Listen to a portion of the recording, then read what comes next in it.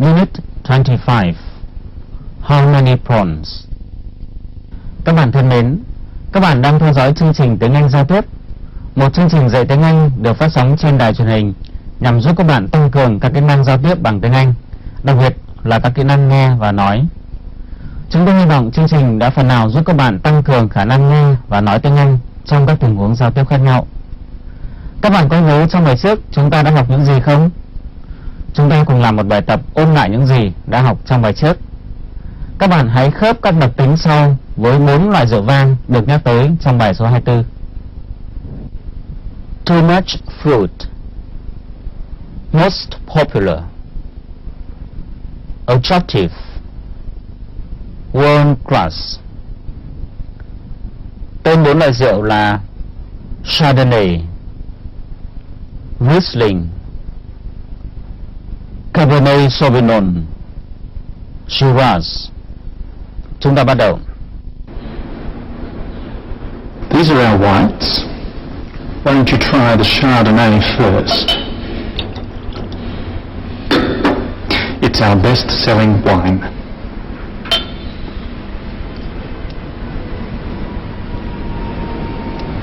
Lovely. Good fruit. Perhaps a little immature? Yes, it's made from some of our youngest vines. It is our most popular white at the moment. Try this Riesling.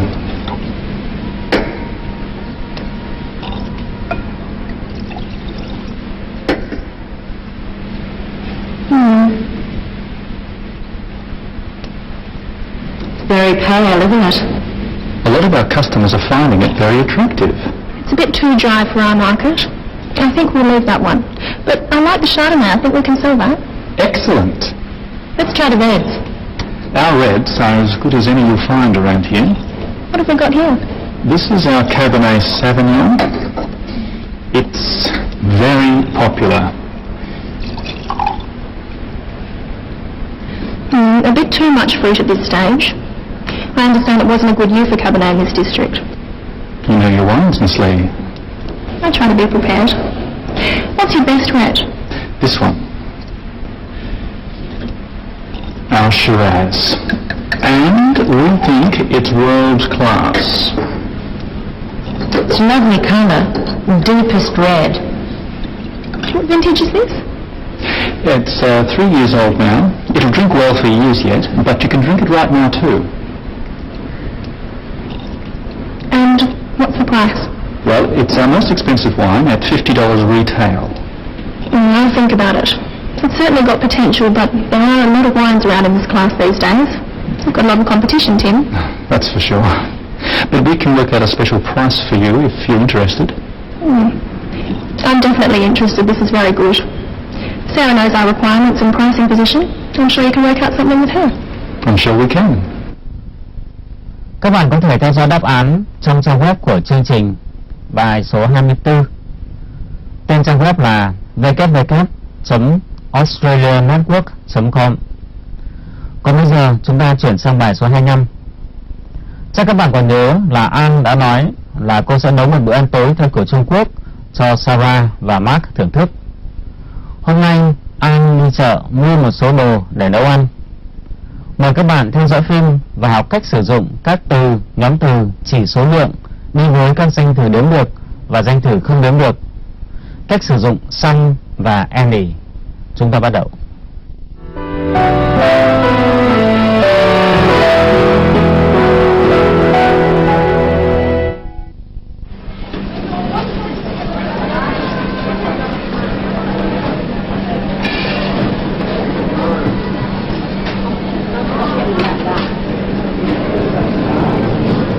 Who's next, please? Can I have some prawns, please? Fresh, frozen, or cooked? Frozen, please. How much do you need? About 500 grams, please.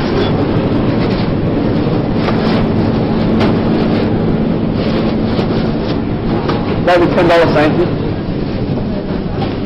Thank you. Thank you.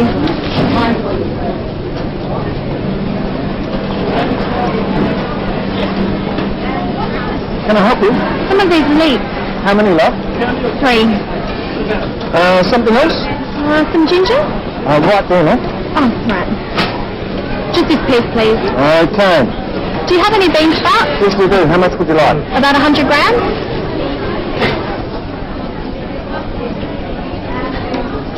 You want more? Yes, thanks. That'll be $4, thanks.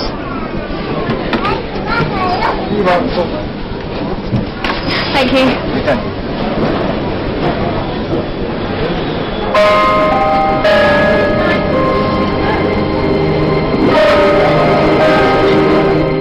Không biết người đàn ông mà An nhìn thấy trong khu chợ là ai?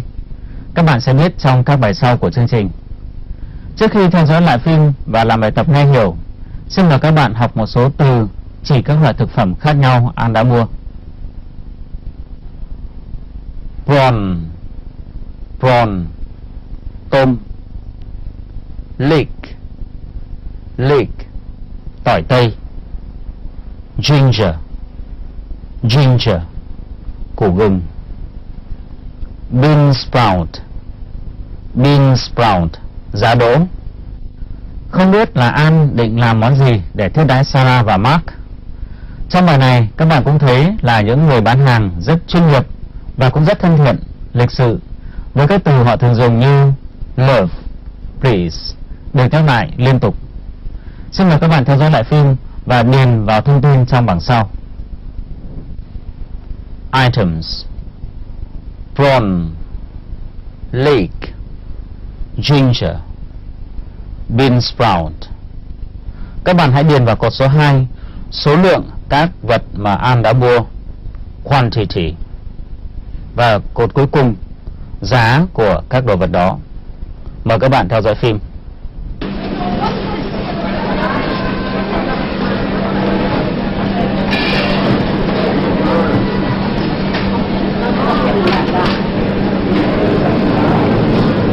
Who's next, please? Can I have some prawns, please? Fresh, frozen, or cooked? Frozen, please. How much do you need? About 500 grams, please.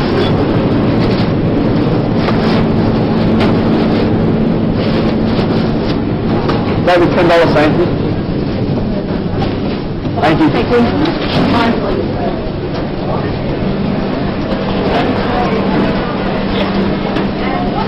Can I help you?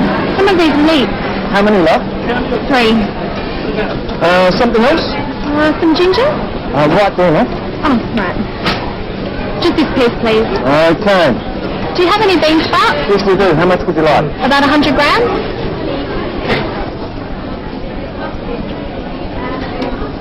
You want more? Yes, thanks. That'll be $4, thanks.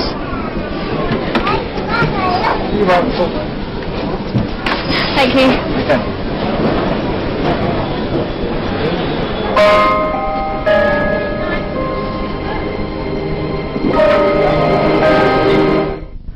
Trong bài này chúng ta không thấy An nói câu keep the change như trong bài 8. Xin các bạn lưu ý là ở các khu chợ hoặc siêu thị, nếu bạn nói với người bán hàng là họ có thể giữ lại tiền thừa thì không thích hợp về mặt văn hóa đâu nhé. Và có nói thì họ cũng sẽ khăng khăng trả lại cho chúng ta tiền thừa. Sau đây xin mời các bạn theo dõi lại phim và kiểm tra đáp án.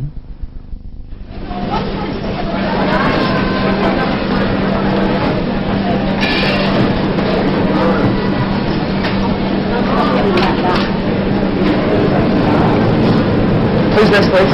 Can I have some prawns, please? Fresh, frozen, or cooked? Frozen, please. How much do you need? About 500 grams, please.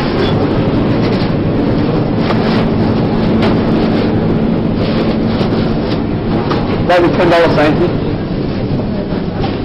Thank you. Thank you.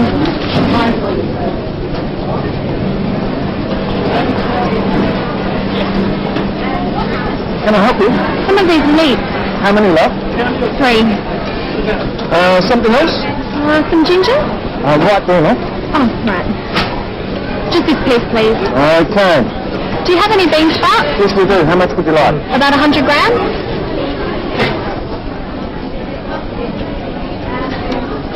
You want more? Yes, thanks.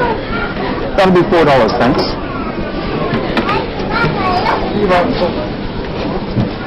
Thank you. Okay.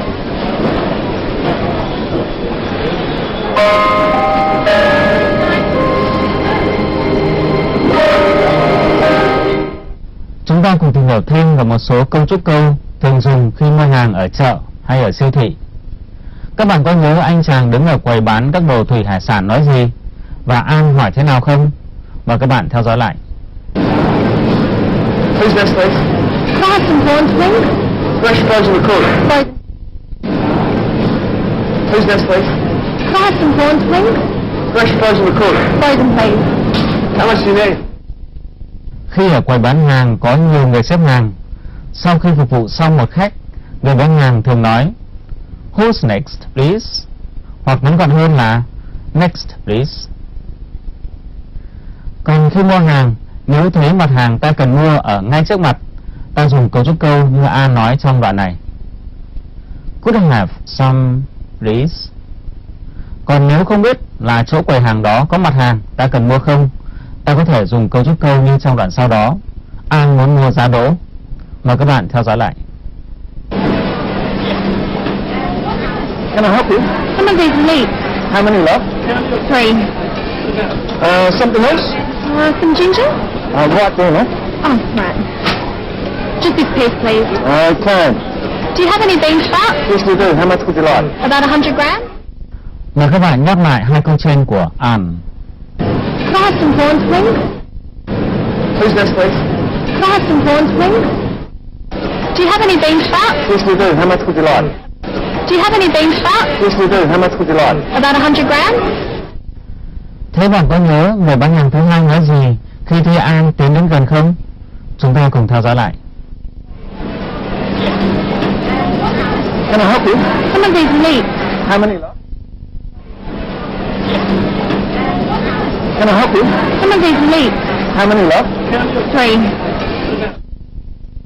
Mời các bạn nhắc lại câu nói trên của người bán hàng. Can I help you? Can I help you? Hai người bán hàng đều hỏi An về số lượng các loại thực phẩm An muốn mua. Các bạn có nhớ họ hỏi thế nào không? Chúng ta cùng theo dõi lại. How much do you need? About 500 grams, please. How much do you need? About 500 grams, please. How many left? 3. How many left?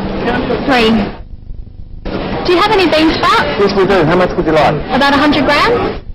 Do you have any beef fat? Yes, we do. How much would you like? About 100 grams? Các bạn thấy là khi muốn hỏi về số lượng, hai người bán hàng đã dùng các nhóm từ how much và how many. Hai câu hỏi này khác nhau thế nào? Xin mời các bạn nghe chuyên gia của chương trình giải thích. How much? We use the word much when asking for the amount of something that someone wants.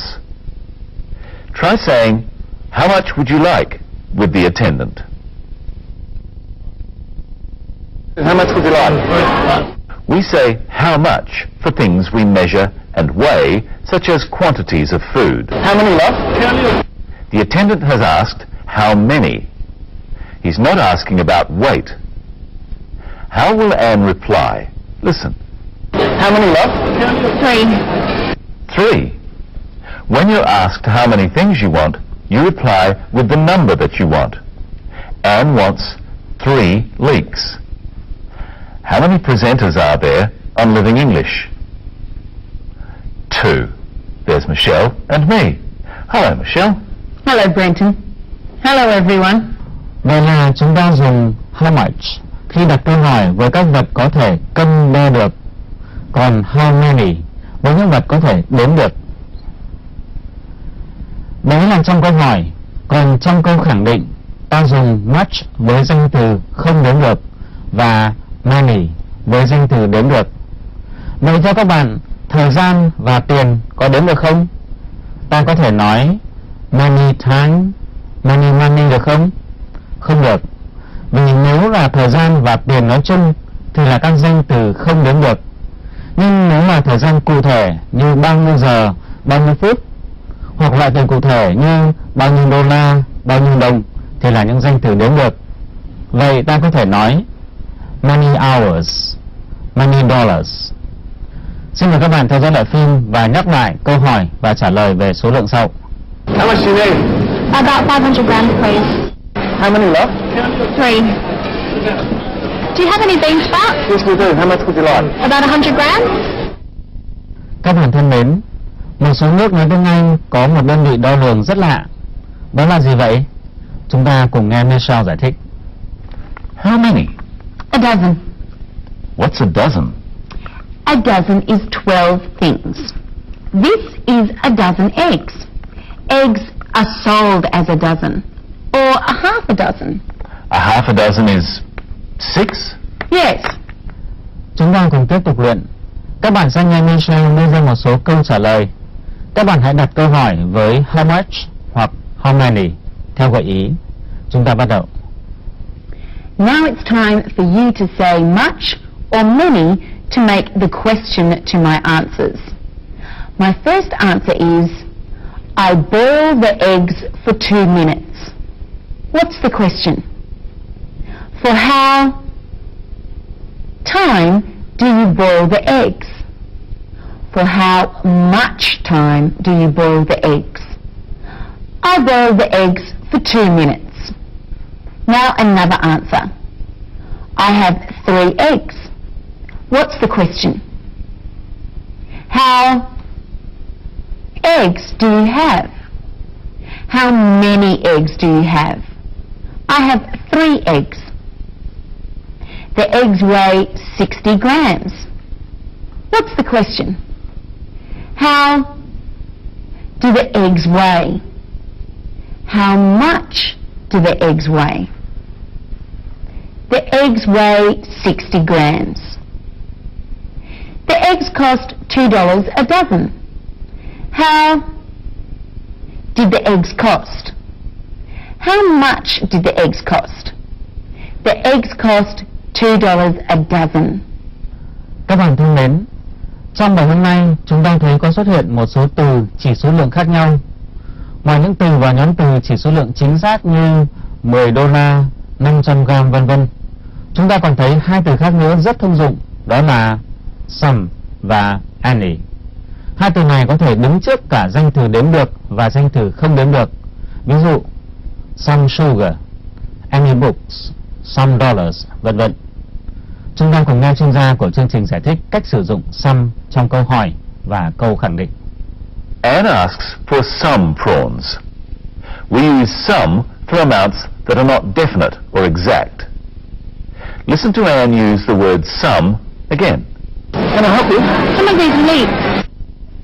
She doesn't want all the leeks, just some of them.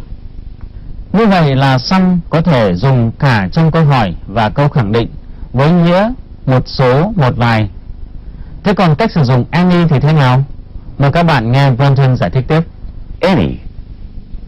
You can use any instead of some in questions about amounts.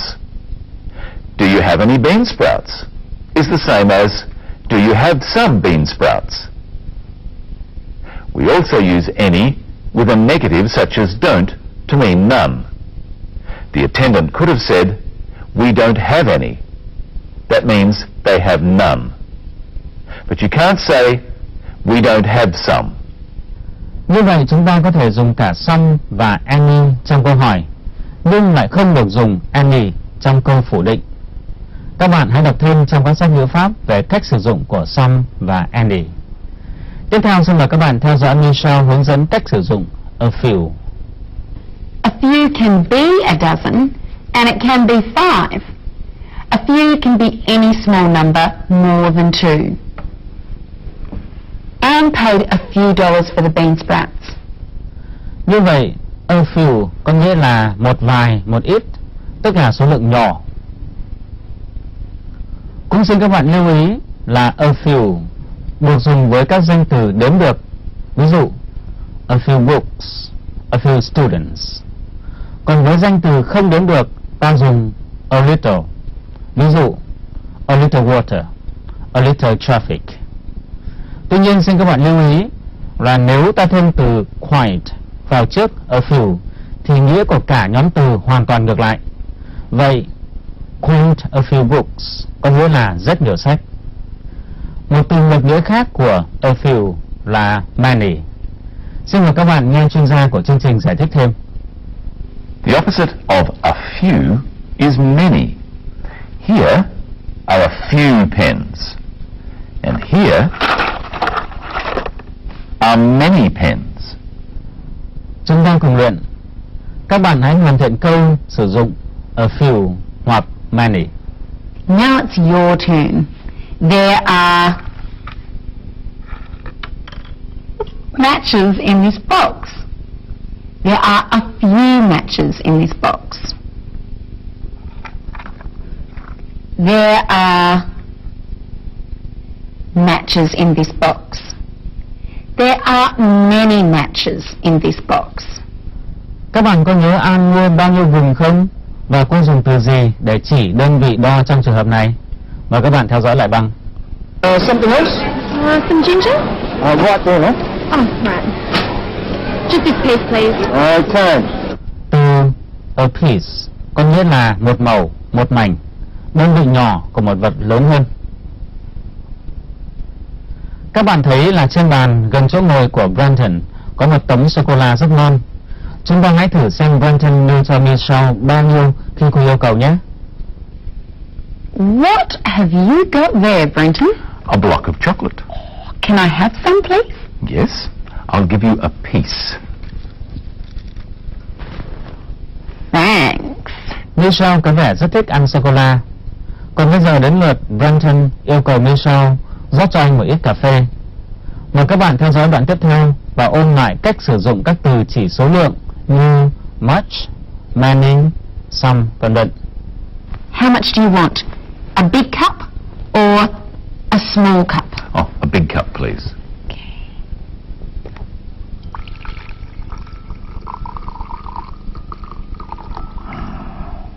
Now, do you want some milk?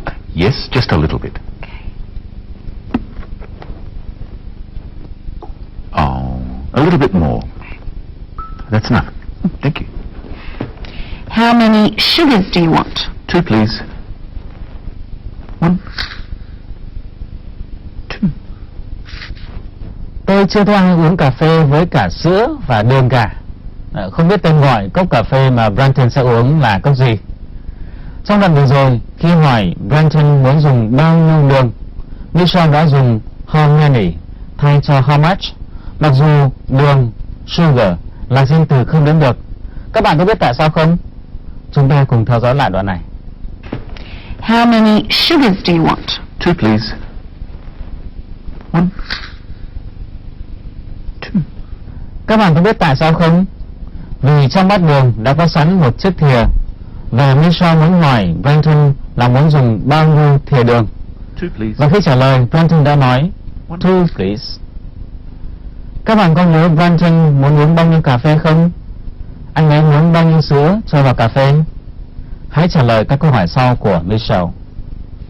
How much coffee did Brenton ask for?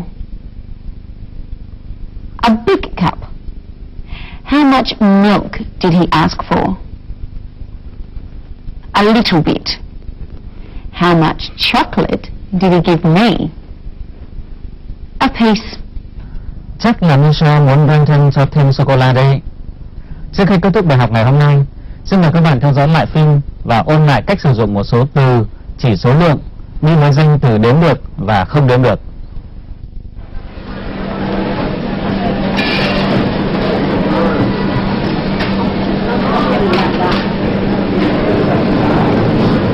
Who's next, please? Can I have some prawns, please? Fresh, frozen, or cooked? Frozen, please. How much do you need? About 500 grams, please.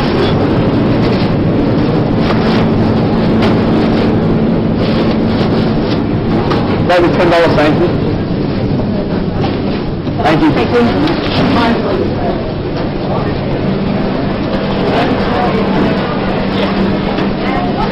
Can I help you? Some of these meats. How many left? 3. Something else?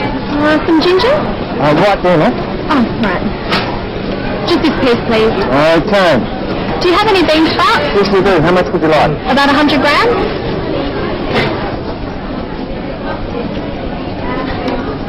You happy one? Yes, thanks. That'll be $4, thanks. You're welcome. Thank you. Okay.